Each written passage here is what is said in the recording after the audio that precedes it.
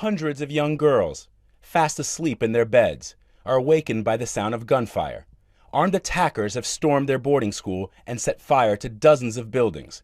Nearly 300 of them are dragged from their dorm, loaded onto trucks, and carried away deep into the forest. Amina Shawak is one of the lucky ones. She made a run for it and escaped. We thought they were soldiers, and they asked us to board a vehicle, she says, which was headed towards Damboa. And my friends and I jumped from the vehicle and ran back home. Authorities say this was another brazen attack by the jihadist terror group Boko Haram, whose name means Western education is forbidden. The group's aim to establish Islamic law. They've attacked churches, mosques, and markets. Entire villages have been razed to the ground, residents killed in firebomb attacks, shot, or hacked to death. This time, their targets were young girls. It's not the first time they've kidnapped young girls. In November, dozens were rescued during a raid by Nigerian security services. Some were pregnant, some had babies, and others were forced into marrying their kidnappers. And Boko Haram's campaign of terror is expanding. The same day the girls from Chibok were kidnapped, the militants carried out an attack on a crowded bus station in Nigeria's capital, Abuja, killing 71 people and wounding more than 130. Attacks like this have become part of the reality of everyday life here. The Boko fighters admit they share the same aims and ambitions of the Islamic State, only they want a caliphate here in Africa. We don't want the flag of any other country. We don't want the Cameroon flag or the Nigerian flag. We only want to serve under our own black jihadi flag. We want to create our own state of Sharia law. In every nation, in every region, now has the decision to make. Either you are with us, I mean real Muslims whom are following Salaf footsteps, or you are with the Obama, Prince of Holland, George Bush, Clinton. I forgot not Abraham Lincoln, Ban Ki-moon and his people generally, and any unbelievers. This is a tawhid. This war is against Christians. I mean Christians generally. Yeah, we saw that guy posing, doing his video today in front of that armed personnel carrier. And how do they recruit? Are they at gunpoint the way the Kony people do, or how do they get this membership this big? It appears that they use similar methods that other militias in West Africa and Central Africa have used, including abducting young teenage boys and then forcing them into the group and brainwashing them through violence. But they do also benefit from some grassroots support because there is a tradition of rejection of the Nigerian leadership and the Nigerian government there. And Boko Haram has been able to take Islamist ideology, rejection of Nigeria's central government, and put it in a framework that has resonated amongst local people. Driving west from the city of Maiduguri, the Borno state capital, the roads get narrower as the towns get smaller. After 3 hours, VOA ends up here, in a village called Shakau, to meet this woman, Falmata Abubakar. She says she is the mother of this man, Nigeria's most wanted terrorist, Abubakar Shekau, the leader of Boko Haram. Village elders and community leaders confirm that she is the woman who here gave birth to Shekau, whose father was a local district imam. Shekau looks like many communities in this part of Nigeria. People here say they often hide that they are from Abubakar Shekau's hometown because others may fear they have Boko Haram connections. Falmata says her son left Shekau as a boy to continue his Islamic studies in Maiduguri, a center of religious studies for hundreds of years. Shekau was an Almajiri, just like these boys. Almajiri are sent off by their parents to study the Quran in a school called a Sangaya, like this one. A teacher watches them as they learn to memorize the entire Quran. Almajiri beg on the streets for food, and it is believed that Shekau did the same. At some point in his studies, Shekau, according to his mother, met this man, Mohammed Yusuf, the founder of Boko Haram, who condemned Western education as sinful. Famata says her son was brainwashed. Since Shekau met Mohammed Yusuf, I didn't see him again. Yes, he's my son, and every mother loves her son, but we have different characters. He brought a lot of problems to many people.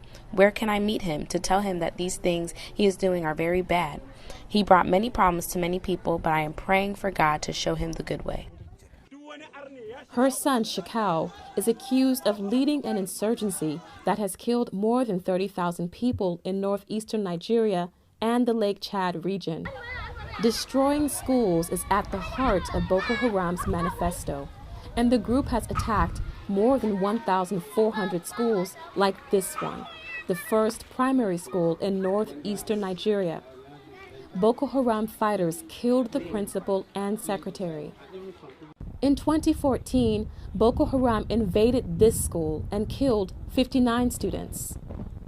In February of this year, the sect kidnapped more than 100 students from here, the Dapchi Girls Secondary School.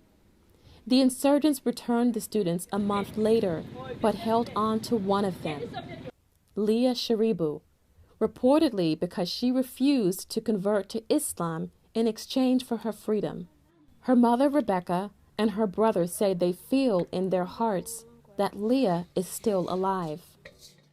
It's the 2014 abduction of the Chibok girls from their secondary school that brought Boko Haram into the international spotlight for unprecedented condemnation.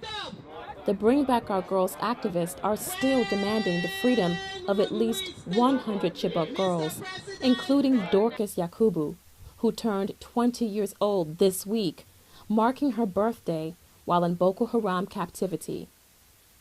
In 2016, Dorcas appeared in a proof-of-life video released by the terrorists. Falmata has also been affected by the insurgency.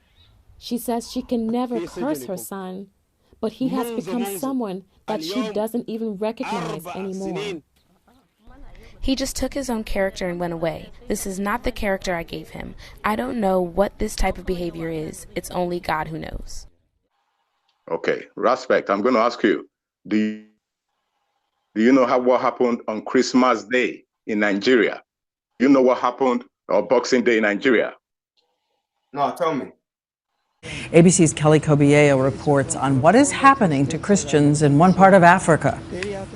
On one of the holiest days of the year, Christmas hope turned to horror. God, my brother! Explosions ripped through 5 churches in Nigeria as Christians celebrated the holiday. At least 35 people died. Local hospitals are overflowing with the injured. You come to the church deliberately to bomb the children of God on the Christmas day, and we put our hands. I'm not taking that. I'm not taking it. It was a coordinated attack, the work of Boko Haram. A congressional report last month flagged the group as an emerging threat because of its rapid rise and possible links to al-Qaeda. Violence between Nigerian Christians and Muslims is not new, but a report by a Catholic aid agency found attacks on Christians are on the rise here and around the world. In Egypt, Christians protested after 13 were killed and a church burned earlier this year. 100,000 Christians have reportedly fled that country since the fall of Hosni Mubarak. You've got more people who are engaging in what they view as vigilante justice, going after Christians and other religious minorities that they view as the infidel. Nigeria's president has promised justice, a promise Christians in his country hope he'll keep. Are you aware of what happened on Boxing Day in Nigeria? Okay, let me take it further. Last week here, are you aware of what happened in Nigeria? West Africa has a growing jihadist problem. There's been a surge in violence. Now to Mali, where at least 53 soldiers and 1 civilian have been killed. In Niger, the army reports 71 soldiers have been killed by Islamist militants. And while the region has seen violence like this for years, recently things have taken a turn for the worse. Groups with links to Al-Qaeda and the Islamic State have been waging larger, more sophisticated attacks and are expanding into new territory. By all accounts, they're thriving, making West Africa the new front in the fight against Islamic extremism. The situation is so bad, the UN has warned of an impending disaster. This morning, Islamic militants are launching new and deadly attacks in Nigeria. It's part of Boko Haram's violent rampage across that country. Their goal is to create an Islamic state in Africa. Now, it is hard to imagine their brutality could get any worse, but it has, with the use of children to carry out their bloody deeds. 2 separate attacks over the weekend left more than 20 dead. Both took place in crowded marketplaces. Both used child suicide bombers. One little girl, no more than 10 years old. The first real insight into this trend came when a 13-year-old girl refused to detonate a suicide vest packed with explosives in December, in the same area of northern Nigeria where Boko Haram attacked just weeks before. The girl was arrested by police and told them her father had given her to Boko Haram, probably for financial gain. The group said she would go to paradise and threatened to kill her when she resisted being strapped into the vest. Children are in ready supply in Boko Haram camps, and sources tell us they could be the orphan children of fighters killed in the conflict or abducted school children taken as the spoils of war. There has been global condemnation. The use of a child to detonate a bomb is not only morally repugnant, but constitutes an egregious form of child exploitation under international law. And the Nigerian military says Boko Haram will not get away with its actions. We want to reassure Nigerians that no portion of Nigeria's territory has been or will be considered to terrorists. But despite this, Boko Haram's rampage continues relentlessly. Let me tell you, if I was to tell you that several Christians got killed on Christmas Day or Boxing Day in Nigeria as a result of this whatever religion you want to call it, will I be wrong in calling them savage? That's your allegation. Listen, I'm talking about Christians. Listen, I'm talking about Christians here. Then, just over a week ago, an 8-year-old boy executed a Nigerian Christian. So would somebody like me now be wrong in calling? That's the thing, though. I'm sorry to say that, Hector. Can I just say one thing here? I don't believe what you're reporting, though. This is, hold on a minute, because I believe go to the BBC. From Nigeria needs to be. Hold on, the news from Nigeria needs to be verified because there are allegations. Hold on. Go to the Boko Haram is BBC. funded by the Listen. Nigerian Go government. to the BBC. I'm giving you the link now. Go to the BBC and find your research from there. But okay? that's what I'm saying. So Hold on a minute. Can you give us any? I was even talking to Respect. I wasn't talking to you. Hold on a minute. I was talking to Respect. I wasn't talking to you. You're talking about my faith, but you're talking about my faith, and you're misrepresenting my faith, so I have a right to reply. My point is, Boko Haram are not Islamic. They are actually a creation of the Nigerian government. So the issues that you have in your country are a creation of your own people. In what way? In what way did Nigerian government create Boko Haram? In what way? Yes. In what way? Yes, are funded by your own ministers are funding them for their own tribal issues. So they can rob their country blind. Yes, and they can get funding from the West. Yes, this is sharing corruption. Have you got the Dalil according to your Islamic faith? Have you got the Dalil? Yeah, bring your Dalil of any Islamic scholar that says that they're Islamic, because we're free from them. We've got nothing to do with Boko Haram. It's one of the world's deadliest terrorist organizations. Boko Haram fighters are not afraid of dying. Indeed, it looks like the goal is to ultimately die and go to paradise. Founded in Nigeria, it's now spread to Chad, Niger, and northern Cameroon. Go to the BBC. It is there. That's my Dalil. Now you give me your Dalil. says it is the Nigerian government that is sponsoring Boko Haram. Can I have your proof? Yo, Hector, 1 minute, 1 minute. Yeah, she said. Can I have your proof? Listen. No, I'm not listening. Yeah, when I was asking you the question, can I have your listen. Let's have some parliamentary procedure here, all right? Oh God. All right, let him finish and be quick, because I ain't got time, fam. I've got to go. I've asked her a question, so I'm waiting for her to reply before you jump on. Okay, fine. Can you repeat the question, please? Sorry. Thank you. What the question was, I have given you the evidence to back up. Okay, you haven't given me the evidence. You've directed me. Here we go. I've not even. Let her talk. Let her talk. But she asked me a question and I'm replying, and she jumped in with that. Fucking okay, sorry, I'll let you finish. Okay, there. Let her talk. Can I talk now? Can I talk now, Mr. Moderator Aspect? Okay. You asked me for the proof, and I told you go to the BBC. And I asked you a question. Can you now give me your proof that the Boko Haram is being sponsored by the Nigerian government? Okay, can I respond? Feel free. Okay, thank you very much. First of all, I didn't know that you trust the BBC so much, because when the BBC let me finish. I'm allowed to respond. When the BBC is actually even reporting on internal matters, I've heard people within your camp disparaging and saying they don't even trust the BBC.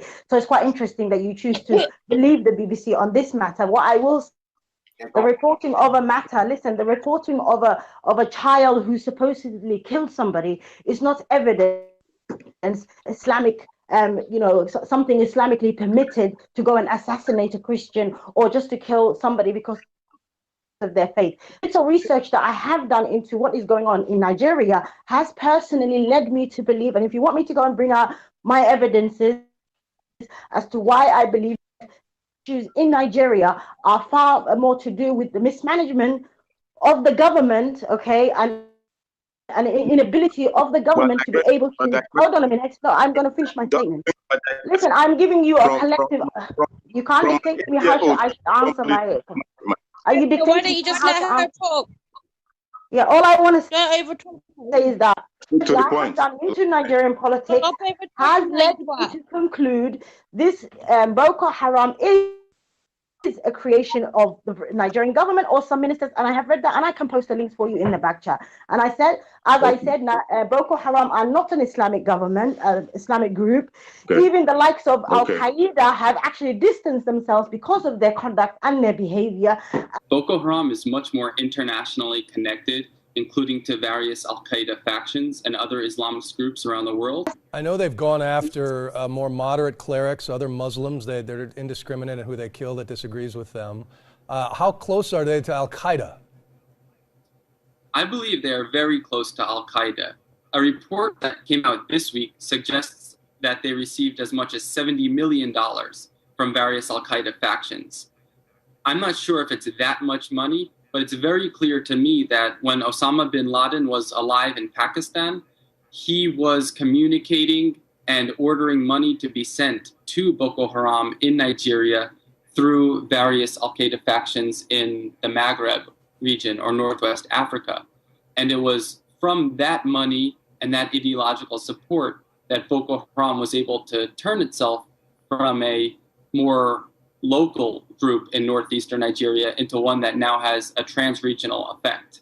Abhorrent, nothing to do with us, because Nigeria, due to its creation, and can I respond? Has a lot of. Wait, let her finish. No, when she finishes, can I your government is not able to handle. Okay, I'll let you. Mouth. Okay, shut your mouth. Shut up. Shut up. Who the fuck are you? I'm shut your mouth. I'm your mum. Okay, please. That's all you want. Yo, we're not gonna go nowhere if we keep on talking shit. Just chill out. Shut up, Mohammed. No, you shut up. No, for fuck's sake, just let her talk. I'm listening to my Too many interferences. Exactly. Have you ever seen the comment section? I've been watching you. Talk. I've been watching you. You've been talking shit. Shut the fuck up. Go fix yourself. Shut your mouth. You shut your mouth. Let Sumaya talk. Are you still dating that lady that's already married? Oh, Listen, guys, come on. Halima, Sumaya, please we're trying to respond. have a decent conversation. I know. Exactly. So let's just keep it, not personal. So Hector, you wanted to say something? Yes, like as I was saying, apart from the BBC, I gave you BBC, go check BBC, because if I was to tell you now to call a relative of mine in Nigeria, will you be able to? You wouldn't. Sorry, so go on. if you won't listen, you claim, oh, I'm listening to the BBC.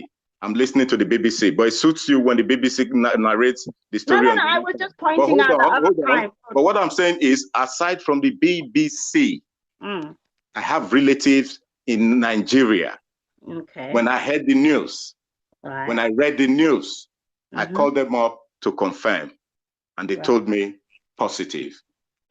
Hi, I'm Anne Nwawadu. Here's your Channels TV Evening News Recap for February the 10th, 2020. Boko Haram insurgents have killed 10 stranded passengers on Sunday night at Auno, a village near Maiduguri in Borno State. That's according to the theater commander, Operation Lafia Dole, Major General Olusegun Adeniyi. However, conflicting reports from eyewitnesses suggest that at least 20 people died in the attack and no fewer than 18 cars, including heavy-duty trucks, were set ablaze during the attack. An unspecified number of people, mostly women, are also believed to have been abducted. So are you saying those people, listen, are you not telling me that those people now listens to the BBC as well? Okay, I want to ask you a question. No, that's fine. Okay. Yeah, go on. I want to ask you a question. Okay. Has Boko Haram always existed in Nigeria? Obviously not. Okay, so they are a recent creation. Yes, 100%. Have Christians and Christians and Muslims in Nigeria lived together previous to the creation of this group? Are you asking me that question? Yes. Yes, they have. So it is a stupid question. Listen, it is a stupid question for you to ask me. Very smart question. You can call it that. What I'm saying to you is that the evidence of this group is not a representation of the Islamic faith, because actually Islam existed in Nigeria long before Christianity. I have many Christian friends who are Nigerian and whose family are living alongside Muslims. So I think it's a misrepresentation of Nigeria as a whole to kind of say as though the picture that you're painting is these two groups have always been at war, or this is the normal behavior.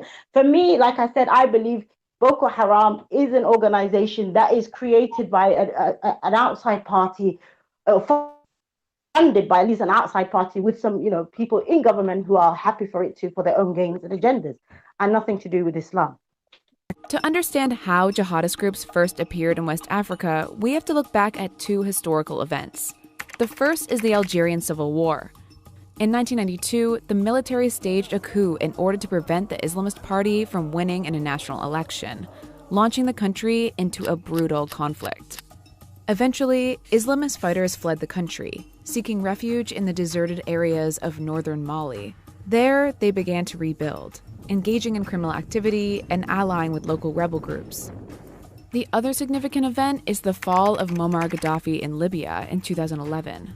Gaddafi's regime had been a big benefactor of northern Mali, where the population felt neglected by the Malian government in the south, and the pastoral economy had been decimated by drought. So when Gaddafi's regime collapsed, northern Mali lost its main economic backer, and at the same time, fighters and weapons from Libya flowed into the region. Both of these events gave rise to what happened next. In March, a month-long military coup created a power vacuum that allowed rebels to capture large areas in the north of Mali. That rebellion has since been hijacked by Islamist militants. The French military intervened and reclaimed the north from jihadists in a matter of days, but they didn't defeat them. So over the last 7 years, we have seen a very rapid expansion of violence throughout the region. Violence has also intensified. You only need to look at the figures to realize that. Deaths due to jihadist violence in Burkina Faso, Mali, and Niger have increased fivefold since 2016, with more than 4,000 deaths reported in 2019 alone.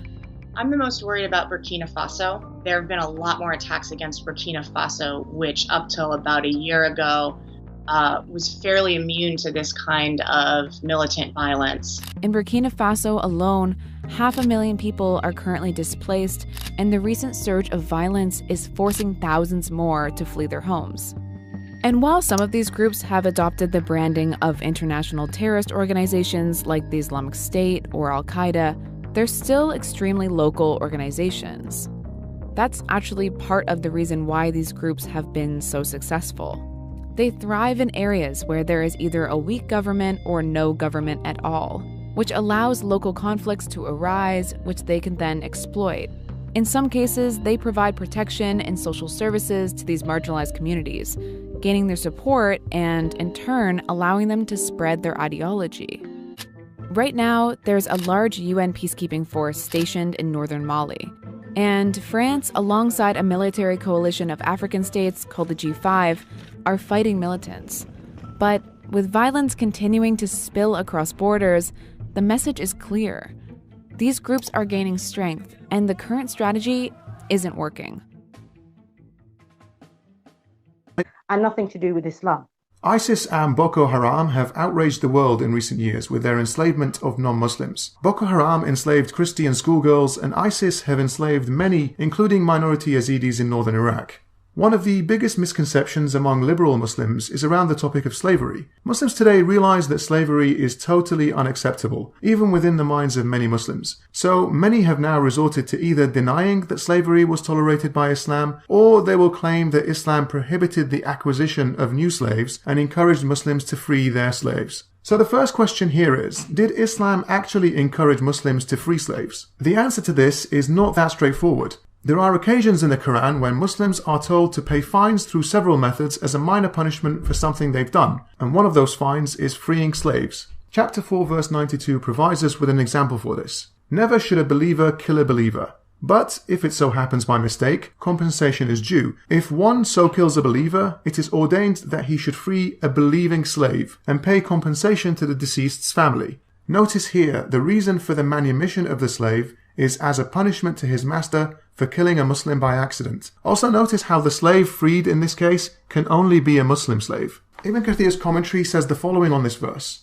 And whosoever kills a believer by mistake, he must set free a believing slave and submit compensation, blood money, to the deceased's family, thus ordaining two requirements for murder by mistake. The first requirement is the kafara, which is a fine, for the great sin that has been committed, even if it was a mistake. The kafara is to free a Muslim slave, not a non-Muslim slave. Imam Ahmad recorded that a man from the Ansar said that he brought a slave and said, O Messenger of Allah, I have to free a believing slave, so if you see that this slave is a believer, I will free her. The Messenger of Allah asked her, Do you testify that there is no deity worthy of worship except Allah? She said, Yes. He asked her, Do you testify that I am the Messenger of Allah? She said, Yes. He asked, Do you believe in resurrection after death? She said, Yes. The Prophet said, Then free her.